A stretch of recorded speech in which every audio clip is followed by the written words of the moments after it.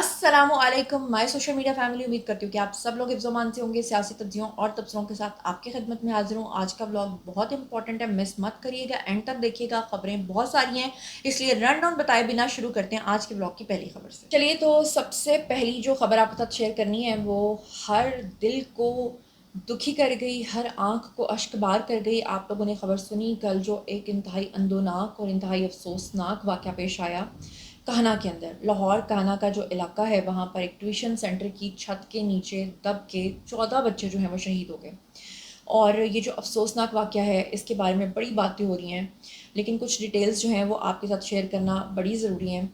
सबसे पहले तो मैं आपको बताऊं कि ये जो वाक़या पेश आया था बेसिकली लाहौर के अंदर एक ट्यूशन सेंटर है, वहाँ पे जो ट्यूशन सेंटर की छत है वो गिरी और उस छत के ऊपर बताया जा रहा है कि वो कच्ची छत थी। बताया जा रहा है कि जिस वक्त वो टीचर्स जो हैं वो पढ़ा रही थी उस वक्त छत के ऊपर मजदूर जो है वो काम कर रहे थे और वो जो एक मिट्टी डालने का काम होता है ना वो कर रहे थे। दैट्स वाई वो छत जो है वो नीचे गिरी और उस छत के नीचे बच्चे जो हैं वो बुरे तरीके से शहीद हुए। 14 बच्चे जो हैं वो अब तक कहा जा रहा है कि उसके छत के नीचे शहीद हो चुके। और उसके बाद जो वज़ीर सेहत पंजाब है जी, उन्होंने इस चीज़ की तस्दीक की। फिर उसके बाद हमारे जो प्राइम मिनिस्टर शहबाज शरीफ हैं उन्होंने इस वाक़े के ऊपर गहरे दुख और अफसोस का इजहार किया। फिर वज़ीर आला पंजाब जो हैं वो सामने आई, उन्होंने आके इस चीज़ का नोटिस लिया। फिर अज़मा बुखारी जो हैं वो सामने आई, उन्होंने आके इस चीज़ का इजहार किया। अच्छा, अब यहाँ पर मैं आपको बताऊँ कि मरीम नवाज़ ने जब इस चीज़ का नोटिस लिया तो सानिया जो कायना है इसमें 14 बच्चों की हलाकत का जो मुकदमा है वो अब दर्ज कर लिया गया है। लेकिन इससे पहले कि मैं आपको मुकदमे की डिटेल्स दूँ, मुझे एक बात की समझ नहीं आती और वो ये है कि मुझे ये बताएं कि आखिर ये जो पूरा पंजाब है, अगर आप देखें तो यहाँ पे कितने घर ऐसे होंगे जिनकी छतें इस तरह की होंगी, कितने हमारे गांव देहात होंगे जिनकी छतें ऐसी होंगी, कितने गवर्नमेंट स्कूल होंगे जिनकी छतें ऐसी होंगी।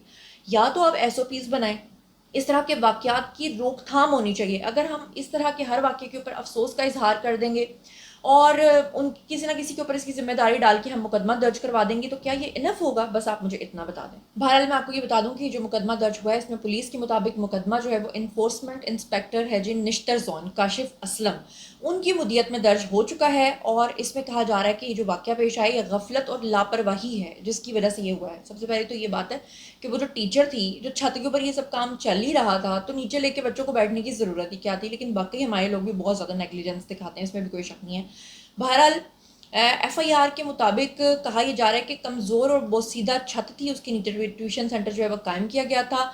मुरम्मती सामान और इजाफी वज़न के बायस जो है वो छत अचानक ज़मीन बोस हो गई, जिसके नतीजे में ये जो इतनी कैजुअलिटीज़ हैं ये हो गई। और वाक़े में खातून टीचर समेत 5 बच्चे भी शदीद ज़ख्मी हुए जिन्हें फौरी तौर पर अस्पताल मुंतकिल किया गया। पुलिस का कहना था कि मुकदमा दर्ज करने के बाद हिरासत में लिए गए 5 अफराद से मुख्तलिफ पहलुओं पर तफ्तीश हो रही है। अब अगर आप जितने मर्जी मुख्तलिफ पहलुओं पर तफ्तीश कर लें, वजह क्या होगी? वजह होगी गुर्बत। वजह यही होगी ना, किसका दिल नहीं चाहता होगा कि वो अपनी पक्की छत बना ले। बल्कि मैं तो मरीम नवाज से एक चीज़ की और रिक्वेस्ट करूंगी कि आजकल हर नए घर के अंदर सीलिंग होती है और वो सीलिंग जो है ना वो जिस चीज़ के ऊपर अटकी होती है ना वो बहुत बारीक बारीक सी तारें होती हैं। मैंने कितने सारे ऐसे वाक़यात देखे, अल्लाह माफ़ करे, जहाँ पे लोगों के छतों से पंखे गिर रहे हैं, कहीं पर उनकी सीलिंग्स गिर रही हैं। कितनी हमारी ऐसी बिल्डिंग्स हैं, हमारी इमारतें हैं जिनको एसओपीज़ का ख्याल रख के तामीर किया जाता होगा। अगर तो हमें फ़र्दर इस तरह की वाक़यात से बचना है तो फिर हमें इसके बारे में सख्त एसओपीज़ बनाने पड़ेंगे। और अगर हम सख्त एसओपीज़ नहीं बना रहे तो किसी एक के खिलाफ मुकदमा दर्ज कर लिया फिर क्या होगा? फिर हर आए रोज़ आपको इस तरह के मुकदमात का सामना करना पड़ेगा। बहरहाल इंतहाई अफसोसनाक ये वाक़या था और इस बारे में आप क्या सोचते हैं ये आप लोगों ने बताना है। मैं चलती हूँ आज के ब्लॉग की अगली खबर पे। अच्छा जी, अब हम चलते हैं उस खबर की तरफ जिसका आप सबको इंतज़ार था। सबसे पहले स्क्रीन के ऊपर आपको देखें नज़र आ रही हैं डॉक्टर यास्मिन राशिद, जिनका ताल्लुक पीटीआई से आप लोग अच्छे तरीके से जानते हैं। अच्छा, इनके बारे में सोशल मीडिया पर बहुत ज़्यादा पिक्चर्स जो हैं वो वायरल हो रही हैं जहाँ पर ये हॉस्पिटल के बेड पे। आई डोंट नो कि मेरा एडिटर आपको दिखा पाएगा या नहीं, अगर नहीं भी दिखाता तो मैं आपको बता देती हूँ कि डॉक्टर यास्मिन राशिद के बारे में कुछ ऐसी पिक्चर्स चल रही हैं सोशल मीडिया पे जहाँ पे वो अपने हॉस्पिटल के बेड पे लेटी हुई हैं, मुंह के ऊपर ऑक्सीजन मास्क लगा हुआ है और उनके बारे में कहा यह जा रहा है कि वो अपनी आखिरी सांसें ले रही हैं। डॉक्टर ये आसिफ सरदार हैं जो ऑफिशियल पीटीआई, इन्होंने एक ट्वीट किया और लिखा कि डॉक्टर यास्मिन राशिद इंतकाल कर गई, इन्ना लिल्लाहि व इन्ना इलैहि राजिऊन। अच्छा, ये सिर्फ इन्होंने नहीं पोस्ट की, ये तो इन्होंने सिर्फ पूछा क्योंकि उन्होंने एक बड़ी बारीक वारदात डाली है और नीचे उन्होंने लिखा क्या ये खबर दुरुस्त है या फेक है। अच्छा, पूरा दिन सोशल मीडिया के ऊपर ये खबर चलती रही कि डॉक्टर यास्मीन राशिद जो हैं वो बड़ी शदीद अलील थीं और उसके बाद जेल ही में सख्तियां और जबर सहते सहते उनका इंतकाल हो गया। यहाँ तक कि 365 न्यूज़ ने भी इसको कवर किया, तमाम न्यूज़ चैनल्स ने इसको कवर करना शुरू कर दिया और फिर डॉक्टर यास्मीन राशिद की मुबैना वफ़ात के बारे में जो वायरल ख़बरें हैं उसके ऊपर उनकी जो अहले खाना है उनका रद्द-ए-अमल सामने आया। अच्छा जी, अब उनकी फैमिली जो है उन्होंने अपनी साइलेंस जो है वो ब्रेक की। डॉक्टर यास्मीन राशिद की वायरल सोशल मीडिया क्लिप्स और तस्वीर के बारे में social media claims record farmer provincial minister हैं जी डॉक्टर यास्मीन राशिद कि उनकी डेथ हो चुकी है। According to family sources doctor Yasmeen Rashid is safe and in good health, ये कहना है जी उनकी फैमिली का। उनकी फैमिली का कहना ये था कि जो भी पीटीआई के अकाउंट्स ही, मतलब आप ये देखें कि यास्मीन राशिद किसको रिप्रेजेंट करती हैं, वो इमरान खान को, उनकी पार्टी को रिप्रेजेंट करती हैं, पीटीआई को रिप्रेजेंट करती हैं। जिनकी खातिर वो जेल में गई हैं वो ही लोग सोशल मीडिया पर ये कह रहे हैं कि डॉक्टर यास्मीन राशिद का इंतकाल हो गया। अच्छा, जैसे ही डॉक्टर यास्मीन राशिद की फैमिली का रद्द अमल आया उसके ठीक थोड़ी देर के बाद शाह महमूद कुरैशी के क्लिप्स जो हैं वो चलना शुरू हो गए और कहा गया कि जेल में उनके ऊपर इतना तशद्दुद हुआ है कि उनका इंतकाल हो गया है और लिखा हुआ है जनाब इन्ना लिल्लाहि व इन्ना इलैहि राजिऊन। इंतकाल के ऊपर गहरे दुख और अफसोस का इजहार, और सीनियर रहनुमा पाकिस्तान तहरीके इंसाफ आज इंतकाल कर गए हैं। वो एक बावकार, तजर्बाकार, नजरियाती रहनुमा थे जिन्होंने मुल्क व कौम की खातिर अपनी ज़िंदगी के कीमती साल वक्फ कर दिए। अल्लाह ताला मरहूम की मग़फ़िरत फरमाए, उन्हें जन्नतुल फिरदौस में आला मकाम अता फरमाए और अहले खाना, अजीज़ व अकारब और साथियों को सब्र जमील अता फरमाए। अब जब ये खबर मैंने पढ़ी तो मेरा तो दिल दहल गया कि हो क्या रहा है, पै दर पै एक के बाद एक डेथ्स हो रही हैं। अच्छा, अब जब इसके बारे में तस्दीक की तो पता ये चला कि ये खबर भी टोटली फेक थी। अच्छा, जैसे ही ये खबर की जो एक बज़ क्रिएट हुआ था वो ख़त्म हुआ तो ठीक उसके बाद अल्लाह माफ़ करे नवाज शरीफ साहब, उनकी पिक्चर्स को पीटीआई के अकाउंट्स ने सोशल मीडिया पर डालना शुरू कर दिया। ये स्क्रीन के ऊपर आप देख रहे होंगे, मेरा एडिटर आपको थोड़ा ब्लर करके दिखाएगा, आई डोंट नो कि दिखाएगा भी कि नहीं, लेकिन इंतहा से ज़्यादा शर्मनाक, अफसोसनाक ये खबरें हैं कि सोशल मीडिया ट्रेंड्स चलाने के लिए लोग इस कदर गिर जाते हैं। अच्छा, अब मैं आपको एक बात बताऊँ, पीटीआई वाले जितने भी लोग इस वक्त मुझे सुन रहे हैं कि क्यों आखिर हर कुछ अरसे के बाद उनके किसी लीडर की मौत की खबरें इस तरीके से फैलाई जाती हैं। दरअसल लोगों में क्योस फैला के उनको सड़कों पे निकालना उनका मकसद है कि लोग किसी तरह से सड़कों पे आएँ और हंगामा आराई हो जाए, दोबारा से 9 मई जैसे वाक़यात हो जाएं। और फिर उसके बाद जब अगर खुदा न खास्ता लोग वाकई निकल आए, कोई गलतफहमी का शिकार हो गए और ऐसा कोई वाक़या पेश हो गया तो बाद में कहा जाएगा कि जी हमने तो कुछ नहीं किया, जो भी किया वो तो रेंजर्स ने किया, वो तो एस्टैब्लिशमेंट ने किया, वो तो उनके अपने बंदे थे।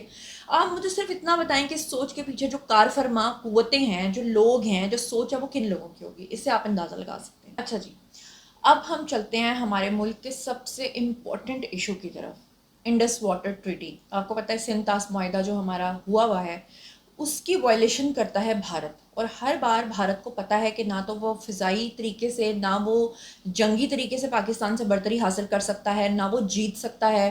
पिछले साल जिस तरह से पाकिस्तान ने उनको धूल चटाई और जिस तरह से उनकी ज़रारत हुई, उसके बाद सिवाय खोखली धमकियां देने के उनके पास कोई हल नहीं बचा। लेकिन एक जो पाकिस्तान के खिलाफ वो साजिश कर रहे हैं, वो कर रहे हैं कि पाकिस्तान का पानी रोक लिया जाए।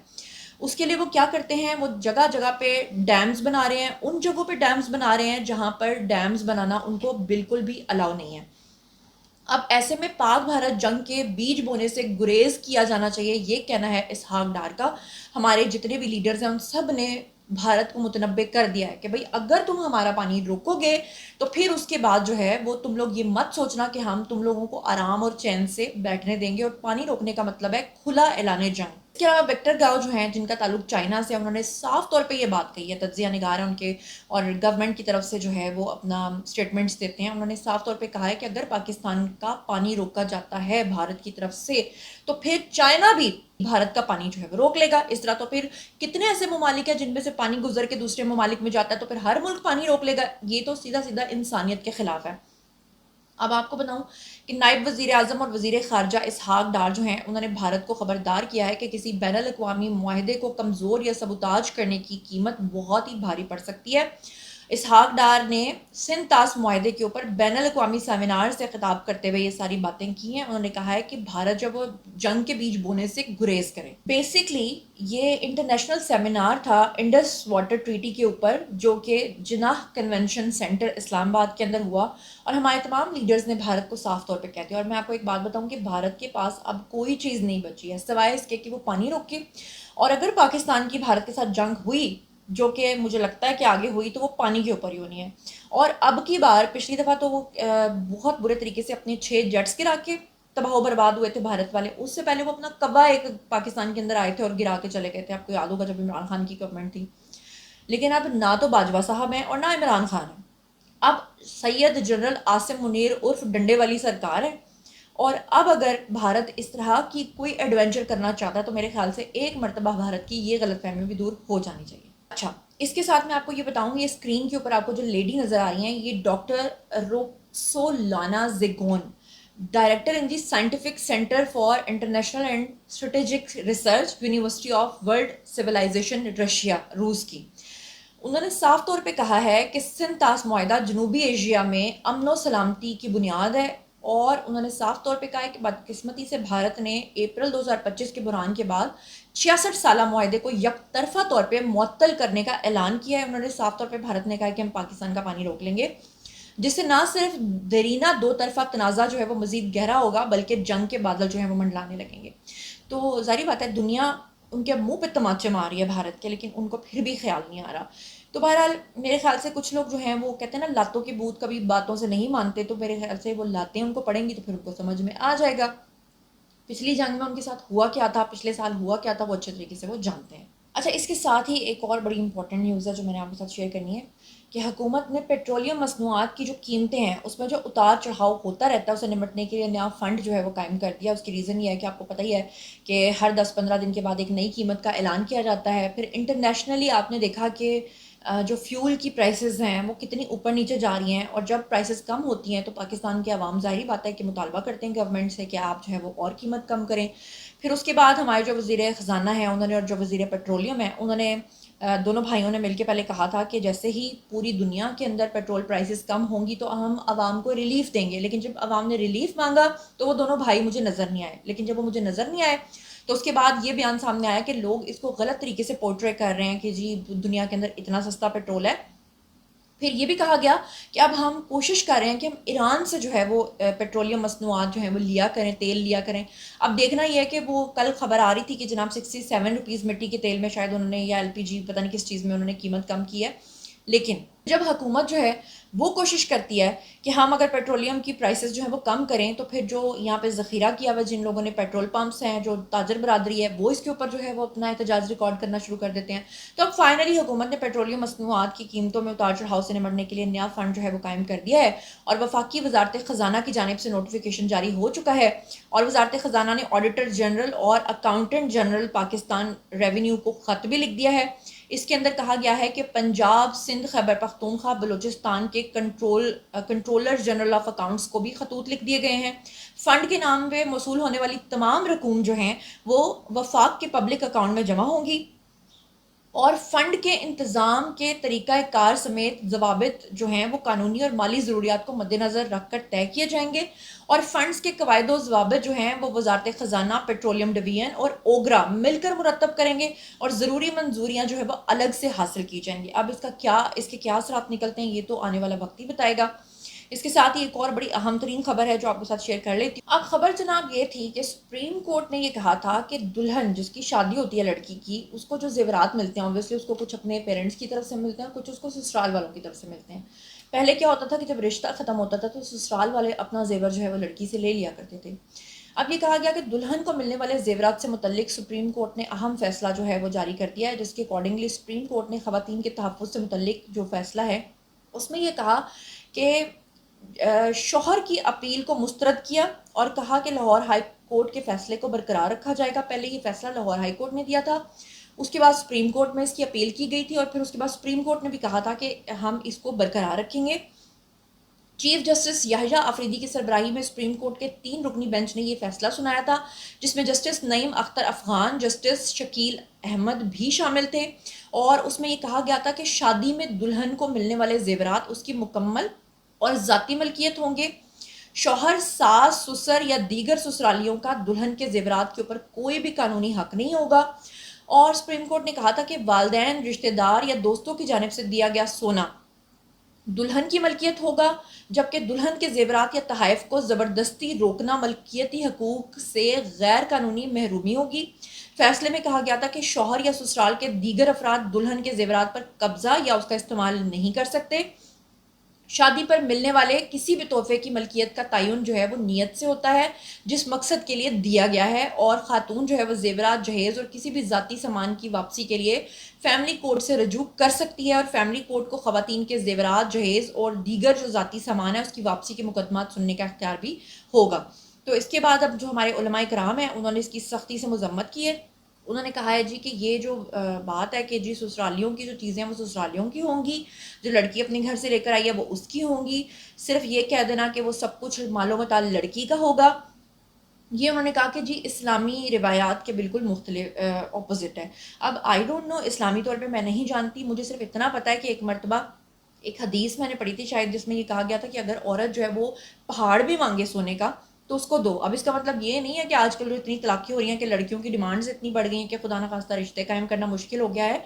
लड़कियों को भी सोच समझ के इसके ऊपर सोचना चाहिए, और लड़के वाले जो हैं ऑब्वियसली अगर इस तरह का कोई कानून पास हो जाता है तो फिर उसके बाद ससुराली जो है वो लड़की को गोल्ड डालेंगे ही नहीं, ये मैं आपको पहले बता रही हूँ। वैसे भी गोल्ड की जो प्राइसेस जा रही हैं वो आपके सामने हैं। अब आप मुझे बताएं कि आप उलमाए कराम के इस बयान के साथ हैं कि वो कहते हैं कि ये जायज़ नहीं है, ये बिल्कुल ठीक नहीं है, या कि आप समझते हैं कि हाँ लड़की को इस चीज़ का तहफ़्फ़ुज़ होना चाहिए? जो कुछ भी आप सोचते हैं समझते हैं शेयर कीजिए, पर्सनली जवाब दूंगी। मजीद खबरें, व्लॉग्स, इंटरव्यूज़ और सियासी तस्वीर जानने के लिए और मेरे से कनेक्टेड रहने के लिए चैनल को सब्सक्राइब कर लीजिएगा। अपना बहुत बहुत ख्याल रखिएगा। अल्लाह ने के बाद।